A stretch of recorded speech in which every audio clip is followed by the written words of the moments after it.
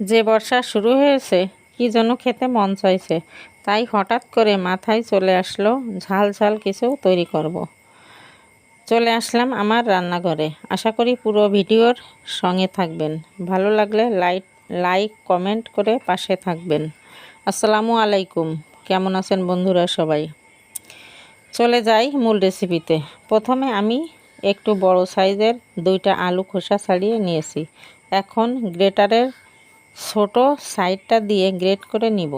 এই যে আমার গ্রেট করা হয়ে গিয়েছে। এখন আমি পানি দিয়ে ধুয়ে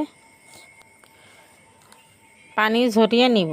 এবার আমি যে চামচটা নিয়েছি সেই চামচের 2 চামচ বেসন ও 1 চামচ আটা দিয়ে তার মধ্যে দিব সেই গ্রেট করা আলু।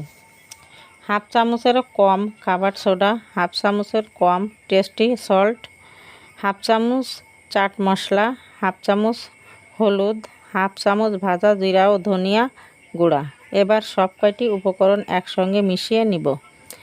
এরপর 1 কাপ পেঁয়াজ কুচি, 8-10টা কাঁচামরিচ কুচি ও স্বাদ মতো লবণ দিয়ে ভালো করে হাতের সাহায্যে মাখিয়ে অল্প অল্প পানি দিয়ে ঘন একটা ব্যাটার তৈরি করব।